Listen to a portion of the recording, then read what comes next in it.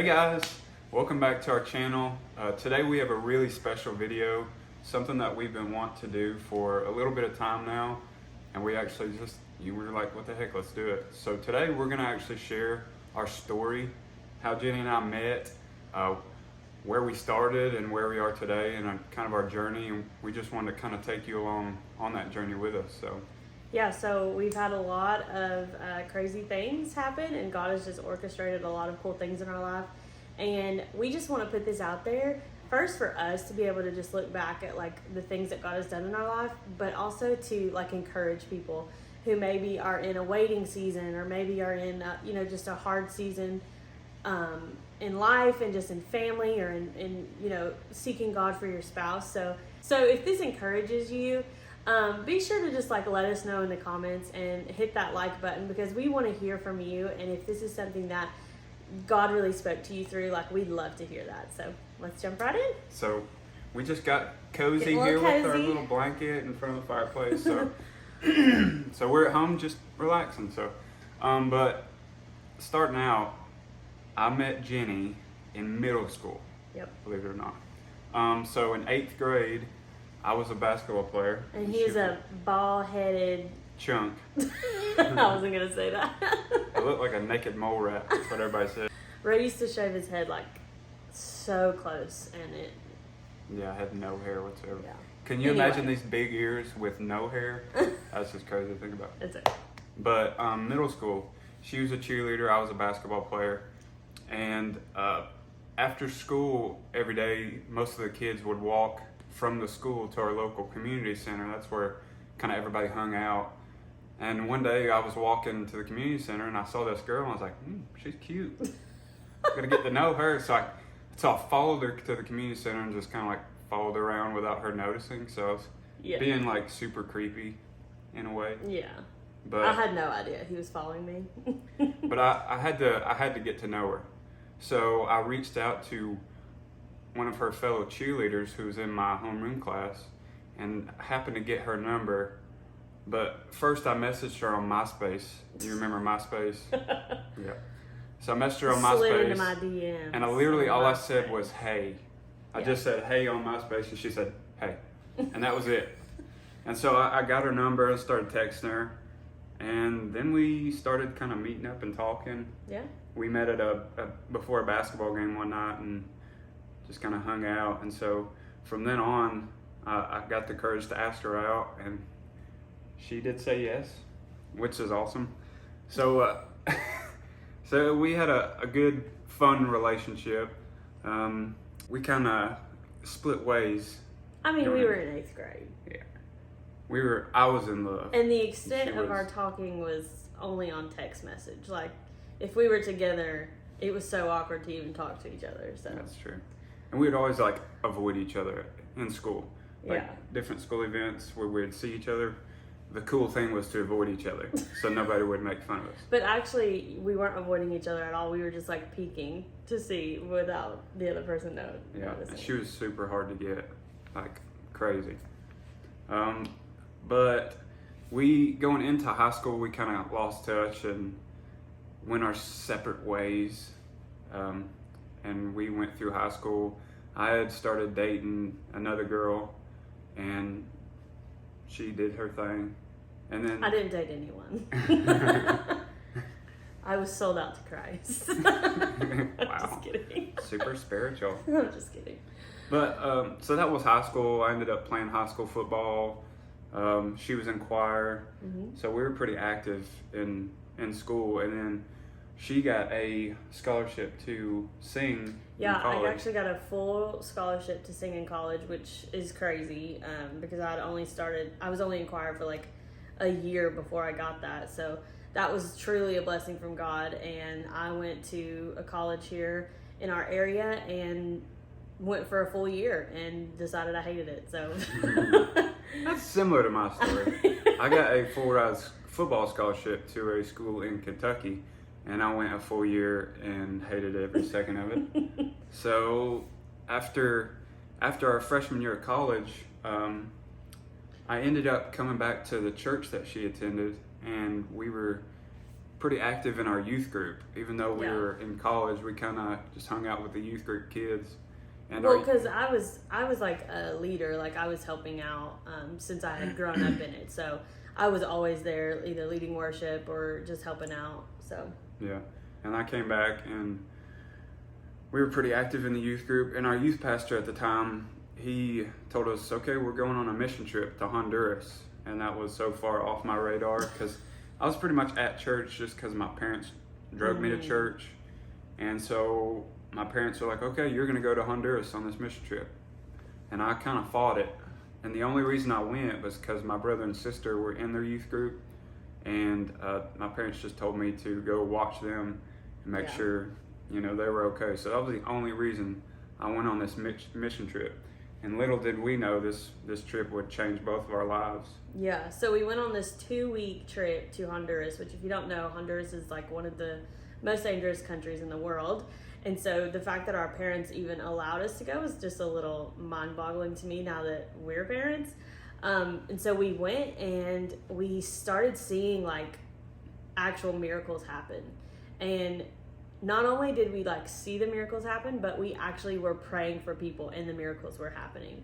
And so we spent like the whole first week just like learning what it looks like to do ministry and to pray over people and to see healing and deliverance and stuff. And then the second week, they let us go out to churches. And so we literally went out to these churches in Honduras, just random all over the place. And we would be the team that would lead the service. So we would have someone would preach, someone would pray, someone would, you know, we were completely involved in the services. And we started to see people be healed. And it's like, what? Like we know about it, but it's like we never really experienced it through ourselves. We would always see someone else do that. And tell them what we did before we even went on the trip with going around. So before we even went on the mission trip, one night in our youth group, the youth pastor was like, okay, what do you guys expect to see on this mission trip? Oh like, my what gosh. do you want to encounter? And all these kids were like, I want to see miracles. I want to see people get out of wheelchairs and people, you know, the deaf being able to hear and the blind being able to see. And you got to Jenny, she's like, I want to find my husband in Honduras. Okay, not in Honduras. I wasn't trying to bring somebody back, but I just wanted God to like reveal to me like who that was, or just like give me a sign. Mm-hmm. And we weren't dating at this time. We weren't talking or anything. We were just kind of acquaintances, if you will. So we went on this trip, and I remember one night on this trip. Mind you, I didn't even want to be there. I talked to my youth pastor because I was a little agitated. Because these other people were like entering into worship, lifting their hands, singing and stuff, and I didn't feel a thing during worship. And I was pretty aggravated. And my youth pastor told me at the time, he's like, Ray, people worship in different ways. Like you have your own way God designed you to worship. It's not going to look like everybody else's. And so I kind of got encouraged by that. And so that same exact night, we went to a church and we started praying for people. And this one guy in a wheelchair came up to me for prayer, and he didn't know any English whatsoever, and we had interpreters there with us to help us pray.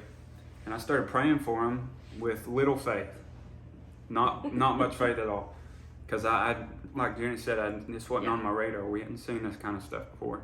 And I started praying, and this guy looked up, and he told his interpreter that it felt like there was electricity literally coming from my hands and like touching his body. He could feel it. This guy was paralyzed from, it was either the neck down or the waist down, and he started like moving his extremities. Something, I was just blown away. So I had to take a step back and realize like, okay, God, you're real and you're using me right now. Yeah. So I just kept praying, and we would see just miraculous things throughout these 2 weeks and this trip, and it forever changed our lives. And after the trip, we found out that the same people who ran the trip ran a school of ministry. And so Jenny and I both, we were like, we literally this is just for took us. off. Like we came home and we told our parents, like, I know this sounds crazy, but we're dropping the scholarships that we have to college and we're going to Pennsylvania to this ministry school. And the miracle of it all is that both of our parents were like, okay, like if that's what God has called you to do, then okay, it's fine. And so that's exactly what we did. We started calling our schools and dropping out, which I mean, it sounds bad, but sounds bad. It was God. But God called us there, and we got in the car and we drove to Pennsylvania. And like Ray said, we weren't together at this point. Like, we were still just friends. And we get up there, and it's a whole new world. Like, it's an absolutely, completely different world than what we're used to. Mm-hmm. And so we just start school, and everybody thought we were already married and everything. But we started school, and we just started learning what it looks like to do ministry in real life, not just like what you see on TV or what you see in churches, but what even the work that it takes to put in to doing ministry in real life and loving people. Yeah. And we knew it was God from the get-go, because everything lined up perfectly for us to go. Yeah. And even like with my dad was really hard on like me taking football as far as I could. And before I could even mention anything to him about the school, he was like, Ray, if football is standing in the way of you and God, you need to drop that. You need to get that out of the way. Before me even saying anything about the school. So it was just crazy how it all lined up. And like Jenny said, we got up there, and it was a complete culture shock. Like, we're from the South, and we get up there, and people are just different up north. We love them, but they're different. Just a different culture. So we were kind of stressed, and for a little bit, but we started to fit in and find our crowd and just enjoy ourselves. And we made so many lifelong connections there with friends and just people we were around, our community, and we just loved it so much. So we spent 2 years up there, and then a third year we did an internship in Florida at a church we had ministered at during school. So that whole trip just sort of like set us on track, because for both of us, we didn't really see ministry in our, like, as a career or like as something that would be our full-time, not full-time, but something that we would actually pursue like long-term. And, you know, like, we both love the Lord and we're very involved in church, but it was never something that we could imagine ourselves doing. And so this whole trip and this school really sort of like set us on course to do that. And so we did this internship, and then we came home and we were offered a youth pastoring position. So both of us are part-time youth pastors right now. And so that, like we said, it was completely off of our radar. And so we came home and just sort of like taught these kids. We had no idea what we were doing, but we taught these kids what we had learned in ministry school. And it was just really cool how that all worked out. And the internship, it kind of immersed us in everything ministry when it comes to prayer, youth ministry, administrative, the media side, outreach, literally every atmosphere of ministry we were kind of immersed in, and learned a lot about that. So when we got home, we took over the youth group in 2017. So we've been doing it for what, 5 years? 5 years now. But we've just grown so much in the area of ministry, and we're just so blessed to be able to speak into kids' lives. And while we were in Florida, that's when the fires of 2016 happened here in Gatlinburg. And I remember watching it on the news, being like, man, I wish I could be there to help out in some way in my hometown. And so as soon as we got back, we started youth pastoring, and I immediately went down to the local fire station and was like, I want to sign up. I have no experience whatsoever. Did you scratch your crotch? No, it's my leg. Scratch my leg. So I signed up to be a volunteer firefighter just to help out my community. And within 10 months or so, I accepted a full-time firefighting position. So let's talk about like what happened with us while we were there in Pennsylvania. So when we got there, we were still just kind of friends at the time, and a couple months passed, and I remember I stayed at a house across the street from Jenny. They were like right across from each other. So we literally just walked across the road and we were at each other's house. And I remember walking her home one night, and we were sitting on her porch of her house, and she was like, what are we doing? Like, are we dating? Are we not dating? Because Ray would be super flirty and then ignore me, and I would be super flirty and then ignore him. And I was like, what the heck are you doing? Because I'm not wasting my time. So she did that, and I was like, I really think we should just wait a little bit longer and see, where God takes us. And it's probably a month or two after that. February of 2015. February 5th. Yep. We started. But I want to say this. One thing that we did do before, like we both knew that we really liked each other, and I wasn't dating to date. Like I was dating to get married. I didn't want to play the games. I didn't want to do all that. Like I was focused on the Lord and on, finding who God had for me. I don't want all the mess beforehand. So one thing that we did before we actually started dating is we got inner healing, and that's just like, how do you explain inner healing? It's just like some counseling to get things dealt with, like from your past, because we haven't talked about it much, but Ray and I both came from a really, really rough past. My parents got divorced. It was nasty. And then Ray's parents have struggled. So we just came from these two opposite, or like the same, but it's like, we knew that this wasn't what we wanted for us. So we both took the time to work on ourselves and to get the junk out that we needed to. Not to say we don't have any still, but we did take that step before we started dating. Mm-hmm. And I just admire Jenny's relationship with the Lord, because it's like nothing I've ever seen.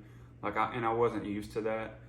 And, when we started dating, she held me to such high standards, and she expected so much from me, because she didn't want to see me live anything less than my full potential and what God had for me.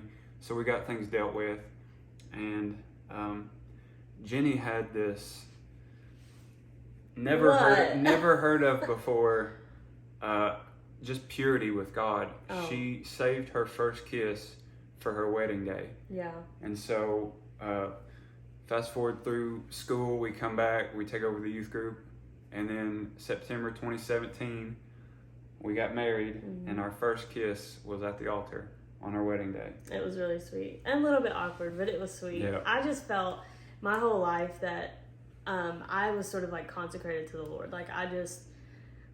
And I don't mean to say that in like a boastful way, but I just really committed myself to God, and I wasn't going to let anything come between that until it was time for me to be like given to someone else. And not that God has given me up, but it's just saying like, okay, God has given me this person who's going to be my soulmate. And so I wasn't playing around with that. Like I took that very, very seriously, and my purity with God was the most important thing, and Ray had to know that, and he graciously waited as hard as it was. And that was another God designed thing, because purity is an area that I really struggled with. And that was something that she held most dear, and that was something I struggled with past relationships, sex before marriage, and those things just led to just a dark road when it comes to like, lust and those kind of things, just being real and open.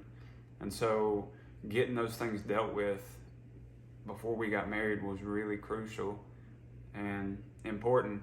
Yeah, and to be honest, it was like really hard for me as well, because I knew that he had struggled with that. And it's like when you put the work in to save something, and then the one you saved it for struggled with it already, it's kind of like I had to come to terms with that, and come to terms with like, okay, the Lord is good, and he's a good father, and he forgives us when we come back and repent, and he can restore all things.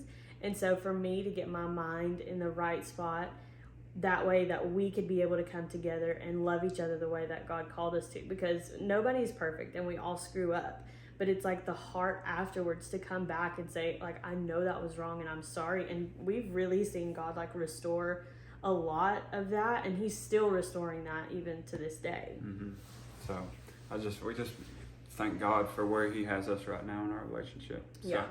So after we got married, we're just kind of trucking for a couple of years, just working at the fire department, at the church. And then along comes Laurel, our beautiful, spunky, joyful, entertaining little almost 3-year-old.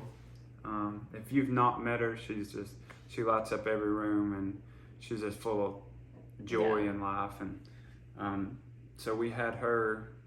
And honestly, like from up until like when we got married, up until having her, it was so easy. Like life was easy. We were making money. Like we didn't struggle with anything, and we were doing really good. And a lot of people will say, the first year is the hardest. Like be careful. No, we were like, man, this is such a breeze. And then after having her, everything changes. And that's when it started to get hard, and that's when we realized like how much we were gonna have to like work together. And if you can't tell, I'm more of like the outgoing, like outspoken, I'm gonna say controlling, but that's just my it's just my personality. And I really have to reel that back sometimes. And Ray's more of the like laid back, doesn't really care much about stuff, and I'm more of like high strung about it. And so when we had her, I was very like, this is how it's gonna be. And Ray was like, okay, but you can chill out a little bit. And so working through that together it's been different. I'll say I wasn't expecting to have to work that hard. Like I thought, since our first few years were so easy that, let's just add another one, it's going to be fine. Mm-hmm. And it's been really, really difficult at some points. Yeah. There's been challenges, just the added responsibility of everything. Yeah. Now you have your own little human that you have to take care of, that they're dependent on you. And so, but it's one of the greatest joys in life, mm-hmm. and the greatest rewards of being a parent. You know, especially me, I've always wanted a daughter. Like, yeah. Before a boy, I've always wanted a daughter just to take care of and protect. And like when we found out we were having a girl, like I was young though. I was pumped. But she's been such a blessing. She's such an easy kid to take care of. I mean, she's smart and she's, I don't know, but she's just awesome. She's great. Yeah. So after having Laurel, we sort of had like a reality check. And so we got to this point where we were just kind of going through the motions, like with each other. Like we are excellent parents, and I'll just go ahead and say that because we are. But with each other, we sort of were just kind of like, we got to like the roommate stage. Like, yeah, we take care of this girl and we have this home and we have, our bills and all of this like adult stuff. But like we weren't actually connecting on like a regular basis. And it sort of like put a little bit of resentment mm-hmm. into our relationship because, I always felt like he wasn't doing what he needed to do, and then he felt like I wasn't giving him the attention that he needed. And so we just got to this point where it was like, okay, are we married or are we like friends?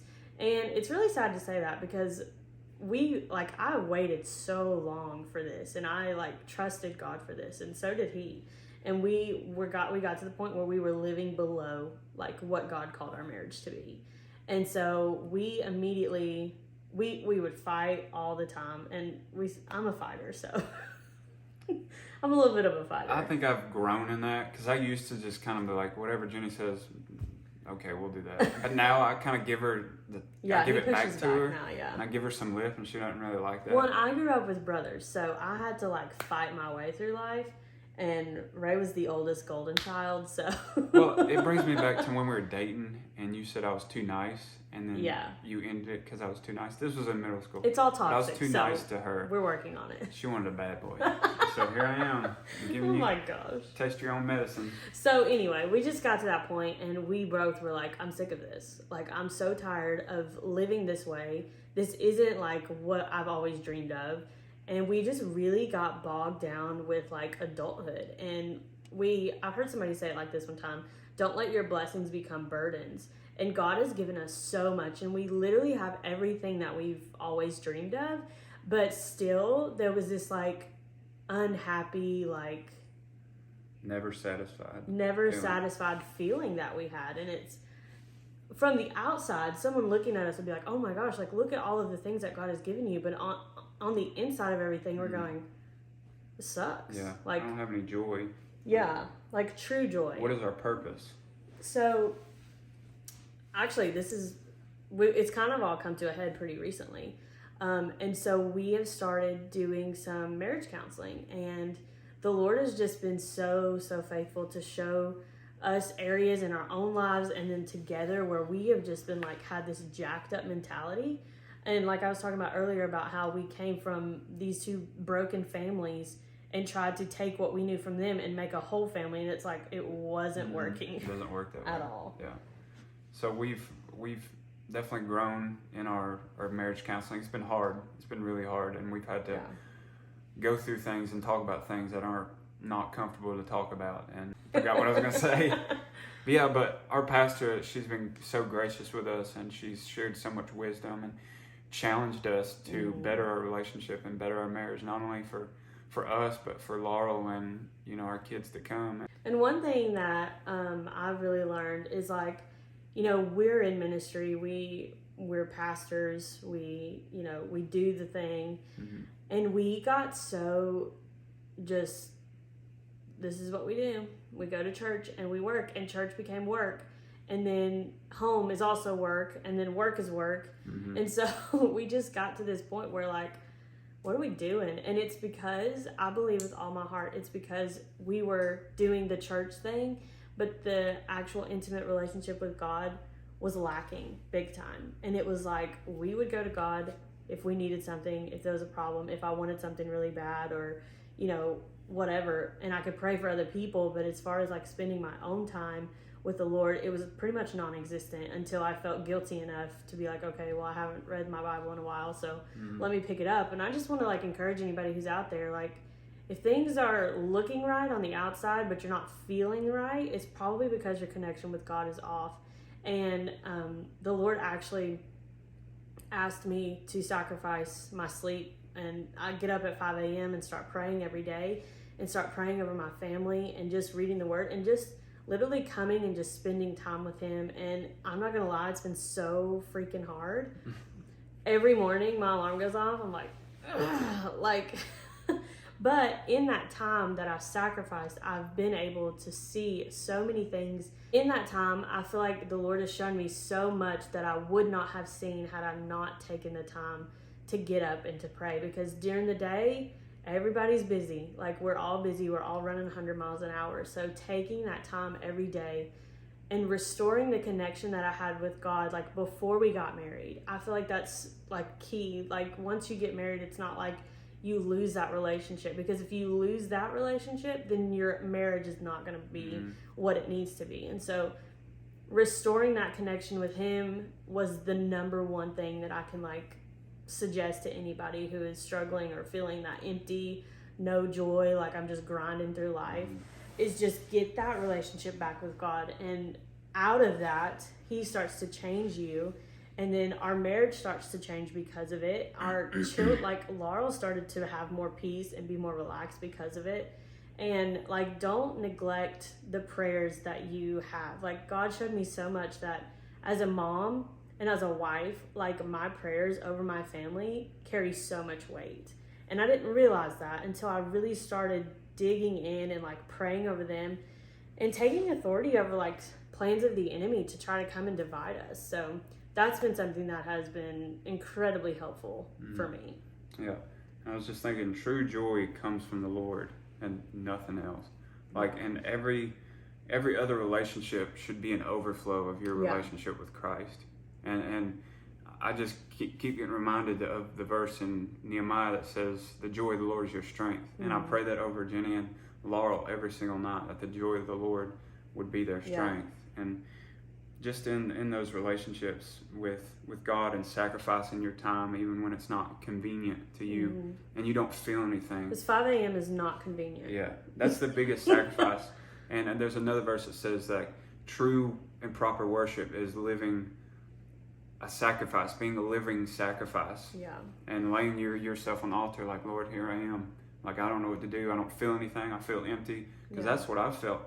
The past month or so, I've felt just empty in my relationships and with my relationship with God. And it took me, it's still taking me sacrificing my time and how I feel and my emotions to actually like look to Jesus, who I'm supposed to be looking at anyways. Yeah, that's another thing too, is like the emotions. I think people can get so caught up in up and downs of emotions when it's like, sometimes you just need to check yourself and remind your mind and your body like what the truth of God is and what the truth is over you. Because in every single day, if you look at the world around you, your emotions can start going like this. And if you aren't centered on the Lord and centered on His truth over your life, then you're just going to be on this constant roller coaster. And that's how we were. Like, if Ray looked at me wrong one day, I was in the depths. If he brought me home flowers, I was way up high, but then the next day I was right back down. And I was so tired of living like that. And the Lord gave me this verse. It's, "He who dwells in the shelter of the Most High will remain secure and rest in the shadow of the Almighty, whose power no enemy can withstand." That's not it either. Anyway, it's the verse I read, it said they will remain stable and fixed. And that's something that I clung to when I felt like I was going up and down on this emotional roller coaster, was that those who come to the Lord and spend time in his presence will remain stable and fixed.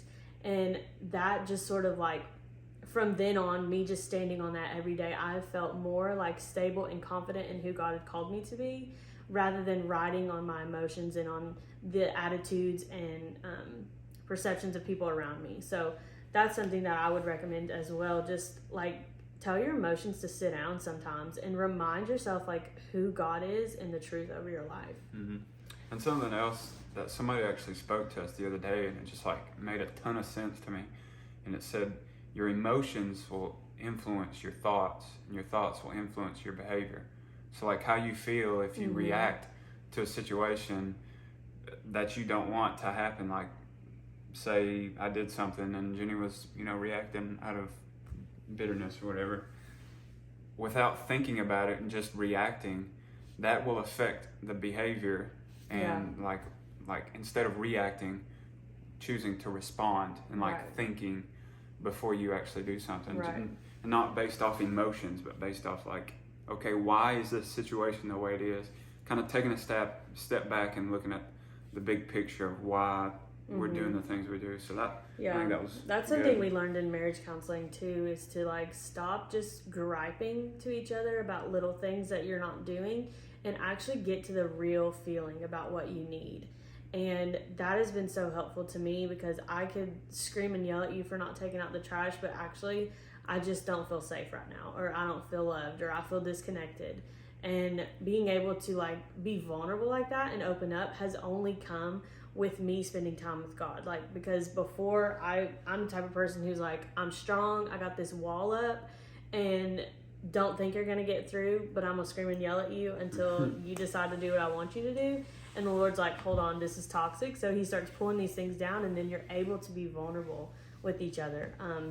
Anyway, this isn't marriage counseling video. And Jenny's the one that just wants to talk about everything too. She wants to talk through everything, emotions. And I'm the one that doesn't want to talk through anything. I'd just rather just let me blow off some steam, give me a minute, and I'll come back and we can work this thing but out. both ways are not healthy, because one way you stuff it down until you blow up, and then the other way is just, you're just nagging all the time. So anyway, that's just a little bit of our story and our process of where we're at right now. We both felt it was really important to share and to just sort of get it out there. And we'd love to do like more of these videos, because I feel like God has walking us through this process so that we can help other people who are either thinking about marriage, who are married and are feeling like numb and empty and like this isn't what I signed up for, and just keep encouraging each other. So. Yeah. And if you have any questions or you've been encouraged by this video, go ahead and leave a comment and let us know. And if you haven't done so yet, go ahead and like and subscribe so you can be a part of our journey, and we can just keep sharing videos. And we thank you guys so much for watching and just coming along this journey with us, because we feel it was important to share. Yeah. So we love you guys, and we'll see you in the next video. Bye. Bye.